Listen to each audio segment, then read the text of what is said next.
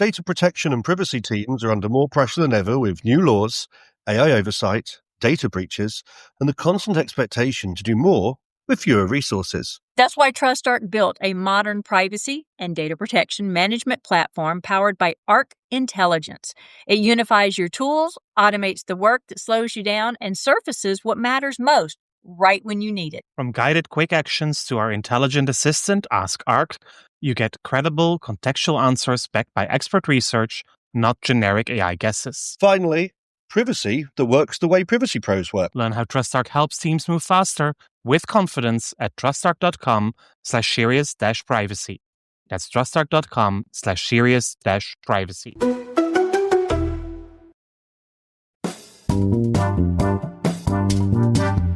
You're listening to Serious Privacy by TrustArc. Please welcome our hosts, Paul Breitbarth and Kay Royal. A year has passed since the Court of Justice of the European Union published the Schrems II decision. The world of international data transfers was once again turned topsy-turvy, and an awful lot has happened since. FAQs, EDPB recommendations, new standard contractual clauses, regulator enforcement action, follow-up court decisions on EU-based government surveillance activities. But the one thing many are still longing for, a permanent replacement for the Privacy Shield, has not materialized so far. In today's episode, Kay and I look back at the year that was, answer some of your questions, and we'll try to predict what might be happening going forward. And we'll also discuss some of the other news in privacy this week. My name is Paul Breitbarth. And I'm Kay Royal, and welcome to Serious Privacy. Paul, I have to tell you, I've been rethinking whether or not I'm going to ask this unexpected question, but I'm going to ask this unexpected question. OMG. What's the craziest thing you've ever done for love?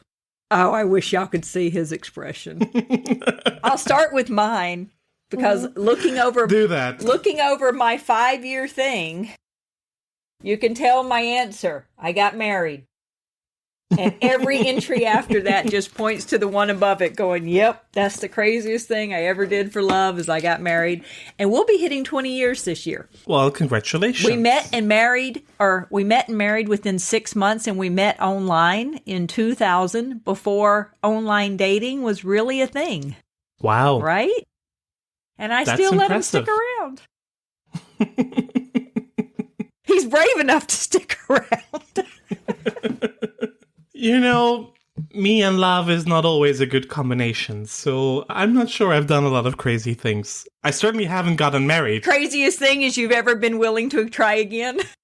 Well, I guess dating is pretty crazy at times, but so no, nothing big to report there. No crazy things. It's just having drinks, sending flowers, and things like that. I thought I was going to get this big, crazy, love weird story coming out of you there, Paul. No? Nope, nothing to report publicly. You're like, for the love of privacy, Kay, shut up and let's get on with the show. No comment. Okay, let's go. What are we talking about today? Okay, I'm just going to say, Colorado passed its Privacy Act. We saw it coming. We knew it was going to pass. For the past month, every week, we have posted a Colorado Privacy Act blog on our website. We'll make sure to include the links to that. It's broken into 4 sections because much like when the CCPA first went live, there's a lot to this. That's some like California, that's some like New York, which means it's some like the GDPR. It's got individual rights. It's got opting out of targeted advertising and sales and profiling. It's got penalties. It's got everything. We did a whole podcast on it because, like we said, we saw this coming, right, Paul? We knew it was going to happen, no matter how many times I pinged Governor Polis, like, everywhere. So did it actually pass, or did they just let it ride? Oh, no, he signed it. Because this is, we are recording July 8th. This is the deadline, right? This is the deadline. And it's interesting because I actually went to see if he signed it, because I was actually sitting there going, is it today it would pass, or does it mean after midnight it would have passed if he didn't sign it? So it was today. So today, let's see, Thursday, July 8th, he actually signed it. Well, that's already a big step. Yes. which is fantastic. If he hadn't assigned it and hadn't vetoed it, it would have passed automatically today. So that would have been good anyway. So that one's done. And now we can wait until the fall probably before we hear about any other new state privacy laws, right? I mean, nothing's going to happen anymore this summer. I wouldn't think so. I mean, I guess there's a rare possibility, but I don't see anything on the horizon coming. Yeah, it said he signed it and it was a ceremony. Well, there you go. Rather than signing administratively. So there we go. So that's fantastic. I'm very proud of him. And just to make sure I'm on the record, it's not that I'm that excited about this precise law. There are some things in here that definitely could have been done a little differently, a little better, some things we might have wanted to see extra in there, but they passed it. And the more states that pass laws and the more that they're like this, that they agree with some states' laws and they disagree with some other states' law, the closer we come to actually having an opportunity to have a federal law. My fear there being the federal law will preempt, but it will be so weak as to be useless. Well, very good. So 50-50 bets there. If our listeners have other interest there, especially if you're someone in the know, you know, if you're a senator or a representative in the U.S. House, Congress, something like that, and you got some insider knowledge, give us a holler. Kay would love to talk to you for one of our summer episodes. Oh, yes. Oh, yes. All right, what else do we have, Paul? I know we got some cool things lined up. Yeah, well, I mean, as I mentioned, it is July 8th today, so we are 2 days past the 1 year anniversary of Schrems 2. 1 year. And 1 year, and we're almost at 6 years of Schrems 1, which is, 6 years, October 2015. So, 1 year of Schrems 2. Of course, everybody is still waiting for the Privacy Shield replacement. Earlier this week, there was an updated statement issued by the U.S., I think, Department of Commerce? Yeah, by Chris Huff. I believe it was an IAPP webinar. Yeah. And he said, oh no, but we are 95% in agreement and we are at the final 5%, or maybe it's a little more or a little less, but it's the final percentages that we are still negotiating. So don't worry, we'll get there. Right. But everybody who's ever negotiated knows that the devil is in the detail and that it isn't the first 95% that is difficult. It is the final 5% that takes you forever to reach agreement. And that final 1% is going to be a killer when we get to that point. But I did like that they updated their statement on June 28th online. We have that, of course, on our microsite for the international data transfers, where you can read that as well. If it's not there, I'll make sure that it's loaded there so you have it. But also the interview that he did with IAPP, he was very open. Yes, he was. That everyone's working very hard. Well, and I don't doubt that. I've seen the negotiations on the Privacy Shield, so after the first Schrems decision, pretty up close. So I know that the people are working really hard and that they are trying to ensure that everything is done right. But that doesn't mean that we are out of the woodwork yet. And also earlier this week, the European Commission at a conference said, no, we are negotiating and we really want to get this done. Earlier rumors out of Brussels were that a political agreement, a Privacy Shield replacement, could be expected by the end of the year, which means that it will take another year from now before we have something finalized, because a political agreement isn't set in legal language yet. Right. And it's not ready for approval, and then you need to go through the board and to the member states, so it will take time. And that also shows that it is much more complex this time around to find a solution than it was the first time. Yes, and that's where I was going to go with it, is the fact that working on it so hard and so diligently and it being so complex tells you that they really are using the Schrems decision as a roadmap as to making sure they get every aspect of it correct, so there is not a Schrems 3. I have pretty much faith in Max Schrems to make there be a Schrems 3 regardless. He doesn't want it, to be honest. I mean, he's said numerous times he doesn't want to go to court again, but it all depends on what is going to happen. I mean, it's a costly affair also going to court, especially all these international cases with all the lawyers that need to be involved. Yeah, that get involved. No, he would like to see it be the right thing happening. He would rather not have to challenge it. Exactly. But I have faith in him. If there is something to challenge and something that's not being done the way it should be done to protect the people, there will be a Schrems 3. There will continue to be a 4, 5, 6, 7, 8, 9, 10, if need be. And if it is not a Schrems 3, then it will be a John Doe 1. I mean, there will be cases challenging this. Like we said in last week's episode, there will be cases challenging the UK adequacy decision as well. Oh, yeah, that's going to happen. Maybe another note before we discuss the transfers a little more in detail. But with the UK out of the European Union, also the UK will need to start making up their mind what they are going to do for international transfers out of the UK. They have said they have said they're going to come out with similar SCCs or same. They have said until now the only thing that is certain is that the EU remains adequate from the UK perspective. Right. That we know for sure.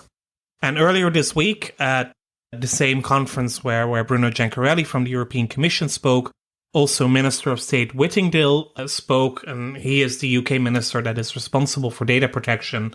And he mentioned at the Privacy Laws and Business Conference, the Cambridge conference held online, he mentioned that still this month, so still in July, the UK government will release a set of criteria that they will use to assess third countries for adequacy, and also release a list of priority countries. So which are the countries that the UK wants to have an adequacy decision. Rumors have it that in any case, Singapore will be on that list because the UK is close to finalizing a trade deal with Singapore, so that could go hand in hand. But it is pretty clear from what the minister explained that it will be an outcomes-based process. The whole review of the UK legislation will all be about being more business-friendly, being more trade-friendly, being more investment-friendly. And during his whole conversation, the word data protection or fundamental rights protection was not mentioned. When questioned, he admitted that indeed the UK is part of Convention 108 and has signed Convention 108 Plus,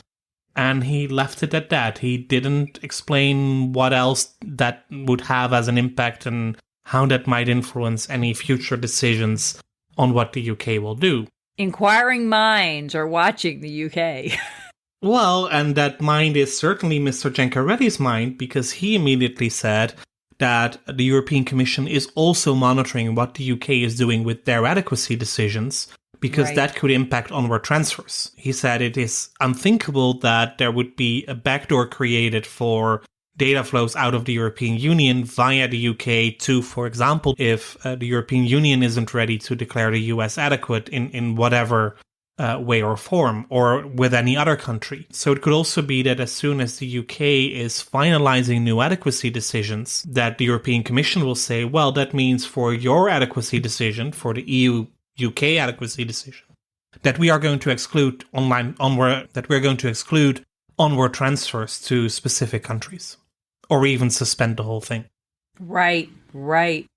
And the only thing that I have to add to that is online, if you're at the UK website where they talk about standard contractual clauses after the transition period ends, is down near the bottom. They haven't even updated the EU standard contractual clauses yet, but they have a statement that the UK plans to adopt new SCCs during 2021. Yes, and they will be coming also this month. Still in July, in consultation, the ICO will put out a consultation on the so-called International Data Transfer Agreements. They will not be called SCCs. So yeah, that is something to look forward to as well. I hate it that they do these things over the summer, because that means that people are away on vacation and maybe not able to respond. It also, of course, depends on the consultation deadline. Maybe they just take September 1st, but it is something to look for in the coming weeks on the website of the ICO. And yes, we all hope that they will align pretty much with the new SCCs adopted by the European Commission, but there is no certainty until we see the draft. Absolutely. And the big question on everyone's mind is, if you've got standard contractual clauses that are going to be so easy to comply with, as long as you comply with GDPR, I guess, you can comply with the standard contractual clauses. But why then would companies even want a new privacy shield in the U.S.?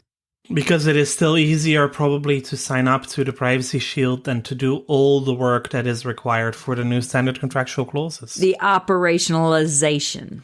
Exactly. Takes a lot more work to manage thousands of contracts, especially during the transition period, to determine individually, case by case, which ones need them and which ones don't. Yes, very and much also so. Going forward, if you can just if you have done the Privacy Shield certification, that is just a one-time effort, whereas every contract you need to sign needs standard contractual clauses with all the assessments that need to be conducted on a case-by-case basis. Yep. As we explained a few weeks ago, that also takes a lot of time, money, and effort. I would still venture that under Privacy Shield, whatever the replacement is going to be, that EU is still going to stick to the Schrems decision of doing individualized assessments of third countries. I mean, that's still a big concern. So you're still going to have to do that. But maybe you don't have to do it for every single one of them. We don't know, because we don't know what the new one's going to look like. But yeah, you have to do the Shield assessment every year. You have to recertify every year. That's true. But it's still a lot less than operationalizing thousands of contracts, potentially. Yeah, and I think the administrative burden will be the biggest advantage of a Privacy Shield replacement, that you can indeed do the work once instead of every single time. And I'm going to do something we rarely do on this show. We rarely talk about TrustArc products, but I'm going to have to sit here and say this out loud because it may not have occurred to people. In the SCCs, you have to, if you don't sign them, or if you do sign them, if you're required to sign them or you're required not to sign them, you still have to prove that you are compliant with the GDPR. And you need to do so through a third party objectively to show that you have met the standards. And TrustArc offers those products. We offer the GDPR validation. We, of course, have customers still signing up to Privacy Shield. I personally, not speaking for TrustArc, recommend you do not withdraw from Privacy Shield, because at some point there will be a way to transition into the new one. Don't make it harder on yourself. You got to meet the same standards for that as you do for the GDPR. GDPR is a few more standards, so you might as well keep it. It doesn't hurt you. It might actually help you in the long run. And we have the EU Cloud Code of Conduct built into our framework. We're not yet certifiers for it, but you can check and see if you're ready to meet the EU Cloud Code of Conduct if you're a cloud provider. So I'm going to throw that small commercial in here because we get so many questions from people on, well, how do I demonstrate that I'm compliant with GDPR? This is how you demonstrate it. There you go, loyal listeners. There's your 30-second advertisement for TrustArc. But seriously, come talk to us. We got you covered. We can make sure you can do this thing. Well, it fits in nicely to one of the questions that we received, or to actually multiple questions that we received. If you recall, during the recent episodes, we asked our listeners to reach out if they had certain questions. Yes. That they wanted us to discuss. One of them, they did, multiple did, and one of the questions we received relates to codes of conduct. And can they really be an alternative to standard contractual clauses and other data transfer mechanisms? And the answer is yes, but no. Yes. But no. So they are allowed under the GDPR. They are recognized as a possible transfer mechanism, I believe, under Article 40. They are specifically listed. The problem is none have been approved yet. Correct. To be used as a data transfer mechanism. Ha-ha! I nailed that one. That was his test for me. None could be approved yet because there was no guidance from the EDPB yet on how to do that. The good thing is that during yesterday's meeting of the EDPB, so July 7th, the EDPB adopted guidelines on the use of codes of conduct as a transfer tool. Nice! I missed that. Well, that was only announced earlier today. I haven't seen the actual guidelines yet. They have not been released so far. They will be released in the coming days, so by the time the podcast is live, they should be available, and we'll make sure to also link those in the show notes, because it is important to take a look at those as well. I certainly will, because I'm chairing the EU Cloud Code of Conduct subgroup that is coming up with the third country transfer, so I will need to take a look at them to see what the expectations are. And what can people bribe you with? Good food, good wine? Always, but I'm unbribable. And there is and no I'm need definitely bribable, but I have no influence on it. So send all the chocolate you want, but it won't get you anywhere. And there is no need to bribe me on this, No. because we just want to make sure that we do a good job, that third country module is coming out. And that will be an add-on to the basic Cloud Code of Conduct. So once you sign on to the Cloud Code of Conduct, you can then also sign on to the third country module. And that would then allow you to use the Code of Conduct as a transfer mechanism. And yes, I do believe it is a real alternative to standard contractual clauses. Oh, absolutely. If you are working with a cloud service provider that is adherent to a code of conduct, you know that they meet the standards set by the European Data Protection Board, not just in compliance with the law, but also in operationalizing that compliance. It is not just showing that you meet all the GDPR requirements, but also showing that you have all the underlying assessments done and that you have your policies and procedures in place, because they will be scrutinized as well. And certainly for the transfers, if we are able to finalize it, it will for sure include certain best practices on the supplementary measures and how to implement those. What kind of security mechanisms, what kind of contractual safeguards, what kind of organizational safeguards to implement.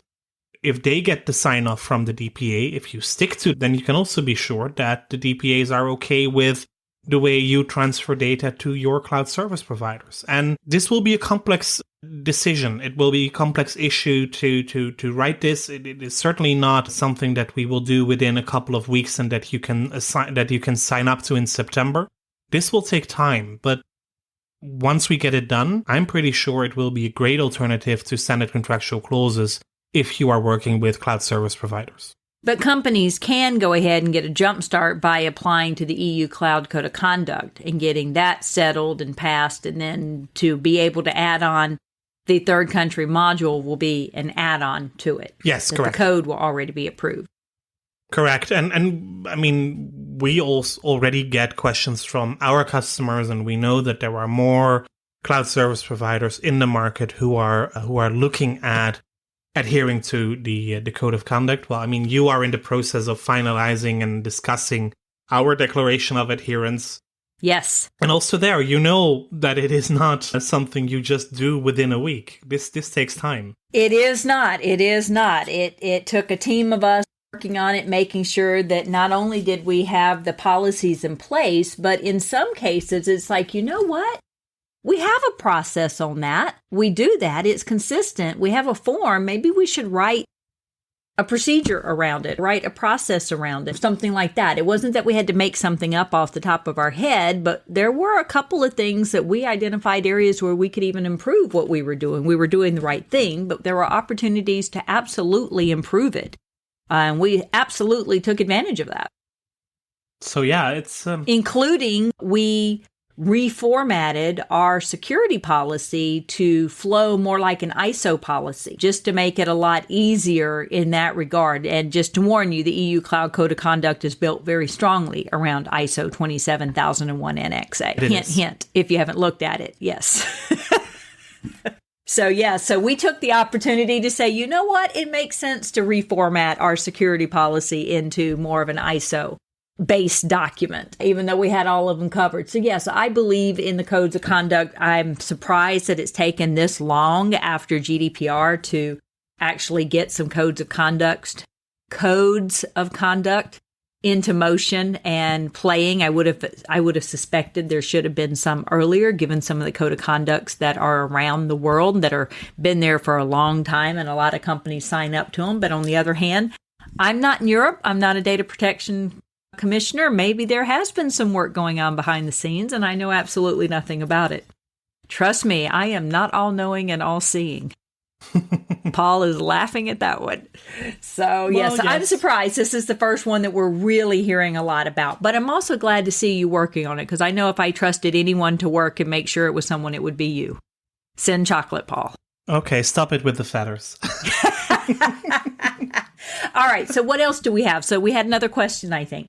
Yeah, we have another question. This is more of a case scenario. And basically what the listener is trying to ask is, what is the difference between a business-to-business company and a business-to-consumer company when it comes to being GDPR compliant in their processing operations, especially with the novel interpretation, between parentheses, of Article 3.2, the direct application of the GDPR if you are not established in the European Union, what kind of due diligence is required, and how to determine when a transfer is a transfer in both business to business and business to consumer scenario. Absolutely. So you want to go ahead and explain that? Yeah, so, and I know one of our mutual good friends constantly calls us on this whenever we do a webinar. I get this question in from him too. So where the controversy comes in to start with is that Article 3.2 of the GDPR, and I can sit here and read it verbatim, if you like, actually says that you offer goods and services to individuals in the EU. And there is a theory of thought out there that Paul and I have discussed a couple of times that say by individuals, they mean you're offering it to people. You're not offering it to companies. Now, some people have skirted the difference between it and said, yeah, but people work at companies. Therefore, if you sign a contract, it's an individual that's signing the contract, not a corporate entity. Okay, that's one interpretation.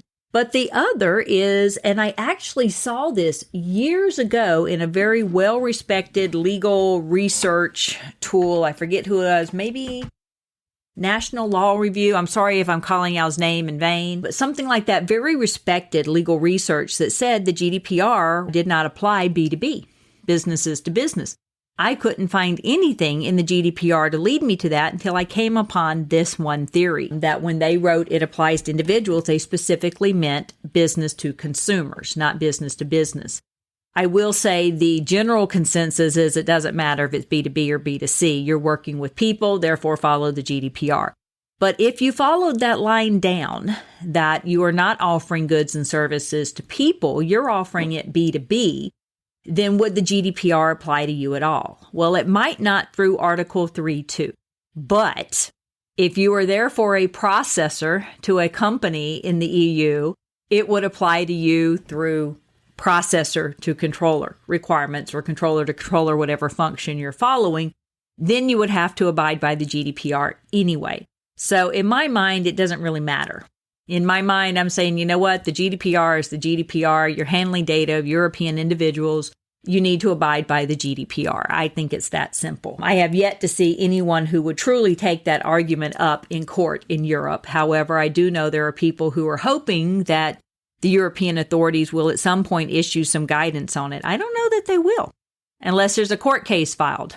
Not on this specific issue, I would say. And I mean, I'm always amazed at this discussion, because why wouldn't the GDPR apply in business-to-business relations? Typically, you are not processing business information, but you are... Right. Or if you are, you're still processing individual information. Exactly. So also a business email address or somebody's job title is personal data because it is identifiable. And the GDPR indeed does not make that distinction.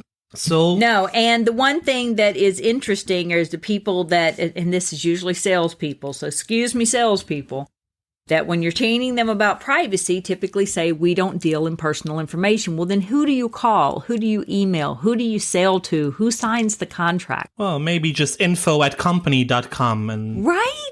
There is nothing in the law that says that publicly available information is not personal information. Now, in the U.S., it does exclude it from the definition of personal information. Let's be clear there. But under the GDPR, it doesn't. Yeah, in the GDPR, it doesn't. But what it means is usually a different level of protection, because a breach of publicly available business information, someone's title, someone's work email address, may not offer a risk of harm or endanger someone's freedoms if that information is breached, like it would be if it was their personal home information. So there is a difference in the level of protection, but it's still personal information. That title still belongs to that person. That person still works at that address for that company, for those that are actually going into a building. That phone number, that's their work phone number. It's just one of these things that it's personal information, regardless of whether it's work information or whether it's home information. So you need to protect it just at different levels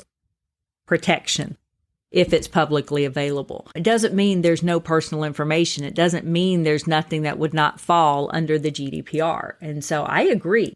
But that's also where, when we talk about the case-by-case analysis of the standard contractual clauses, and you'll see it in our blogs as well as in our podcast, where I say take a practical approach. Mm-hmm. If you know that the only thing you're handling for a company is publicly available information, essentially the users that log into your system, and that's it, maybe you don't need to make them sign a 50-page vendor code of conduct with all the extraneous and huge levels of protection in there, because what's the risk if it's breached? So take that into mind when you're doing case-by-case analysis. They're not collecting dates of birth. They're not collecting genders, nationalities. They're not collecting social security numbers. So think about the personal information that your vendor is hiring and take it from a practical level. But don't ever let your vendor convince you it doesn't apply. No, that's... Because Paul and I are here to tell you it applies. That is certainly true. But there is an important distinction when you are looking at business to business and business to consumer, because if you are offering business to consumer products, or services, you are collecting personal data directly from the individual. Yes. And the individual is not a data controller. Right. The individual is also not a data exporter. Right. Which means that they don't need to sign standard contractual clauses with you. They can't. And because they can't, they can give you their information, and that will need to be subject to GDPR, indeed. But also, and that's where I think the guidance to the Schrems decision, I think we spoke about this before, also said, individuals, if you're getting individual information from a company, if you're a B2B, that company is responsible for telling their employees what data you're collecting and what you're doing with it. And you as a vendor are responsible for making sure the company has that information to share. But when you're working with a consumer, I know it's kind of it's not as simple as that. You are responsible as the vendor, but you can ensure that the data controller actually does the work for you. Exactly. But when you're B2C, you have to make sure that the information you're providing those consumers is clear, it's understandable, they can find it easily, they know exactly what you're doing. You can't obfuscate this behind contracts and legalese. No. But to be clear, business to consumer, the individual is not considered to be a data exporter. Exactly. You look at the EDPB recommendations, footnote 19, yes, always read the footnotes, especially if you're a lawyer, states, for example, you will not be considered a data exporter if you are a data subject providing your personal data via an online questionnaire or form to a controller established in a third country. So that is a big important discussion. Yeah. Yes, that processing operation offering a service to an individual in the European Union directly to the consumer needs to be fully GDPR compliant. And yes, that means you need the language on the boxes for them to consent to. Yes, you need to make sure the boxes are not pre-checked. Yes, you need to link to your privacy notice. And yes, you need it at every single location on your website wherein you collect their data. And yes, you need to be fully GDPR compliant for that processing operation. Yes. So, that was another one of the questions. In line with this, somebody also wrote us, I don't understand why a cross-border transfer to a processor or controller subject to Article 3.2 GDPR and located in a non-adequate country wouldn't need a data transfer mechanism. Because, for example, the fact that a recipient located in the US is directly subject to GDPR will not affect the application of FISA Section 702. Exactly. To that recipient. And that is completely true. Then you get into a so-called conflicts of law situation, which you will need a solution for. You will need to put in place a policy or a procedure on how to deal with conflicts of law situations. But let's be completely honest here. Also, the EU company could be subject to European member state surveillance laws and be forced to hand over personal data or be confronted by illegal spying operations or by legal spying operations. Legal spying operations. Via backdoor. And that is not unheard of. The United Kingdom was still part of the European Union. This is already a few years ago. It was found out that their government communication headquarters, GCHQ, one of the main UK security services, had actually been spying on the Belgium national telecommunications provider for a couple of years. I'm not laughing in the background, I promise. because they were processing personal data of all these important people that would be coming to Brussels. And that was information that would be relevant for the UK spies. So also within the European Union it happens. And also there, we need to protect ourselves against unwanted interference. And that is not just because you are dealing with data transfers or because the EDPB now requires supplementary measures. That is just your basic data security under Article 32. And I think that has so far, the focus for Article 32 for data security has always been on corporate wrongdoing, on hackers, on ransomware and things like that. And I think we need to start to be realistic here and also start protecting ourselves against state interference, whether that is domestic or foreign. Yeah. But it is taking place. We know it is taking place. And we need to start protecting ourselves against it. That's true. And I know that we're running a little against time here, so I will also add in as we close that it's interesting the people who don't understand what a data transfer is. Well, nobody understands what a data transfer is, to be honest, at this time. Well, yeah, but because there is no definition. But there is an acceptance of understanding that a transfer isn't necessarily limited to physically carrying data across borders. No. Or storing it across the border. It also means someone across the border accessing data stored in the border. And they say, well, there can't be any harm with that. All they can do is look at it. Really? They're looking at it on their computer. They can't print screen? They can't write the data down? They can take a picture? Right. The harm is there. So data access means anyone, even if the data is stored in Europe, that someone outside Europe is accessing the data somehow. That is also a data transfer. Now, that is one thing that companies have gone to after Schrems II is storing data within the European Union. Probably doesn't eliminate accessing data from across borders for companies to support or for companies, even the customers themselves who may be outside Europe or have people. It doesn't stop that, but it does drastically reduce the risk of government interference because the data is stored within the Europe, well, other than the European Union government. But it does drastically reduce it from third countries because the data is stored in the European Union. And so it would have to, be stored outside European Union to retain that same level of surveillance possibility or interference. But storing it within the European Union drastically reduces that risk. But just know it doesn't eliminate it.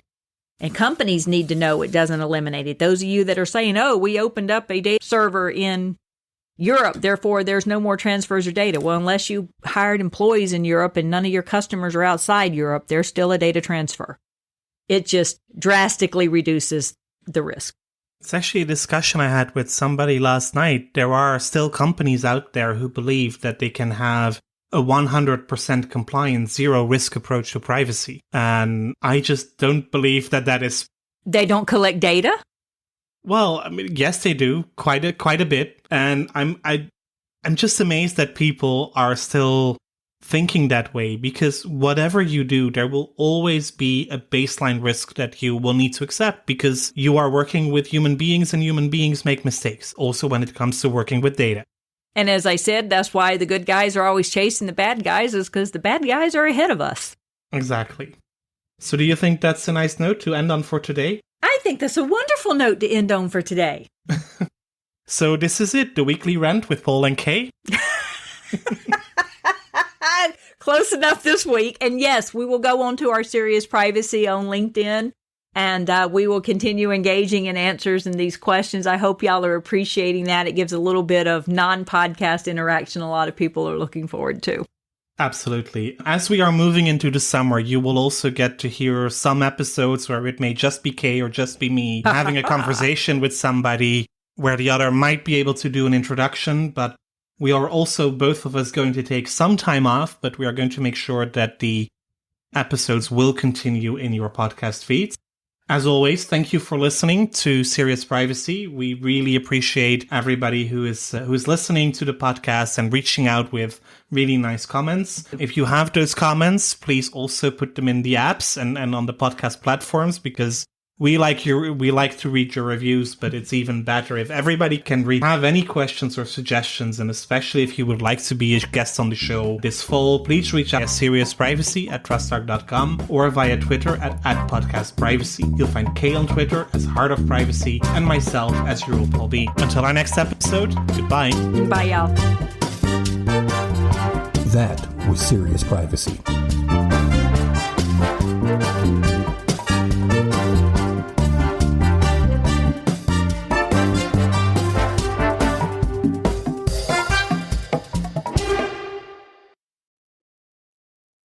If you're a data protection or privacy professional, you already know the pressure.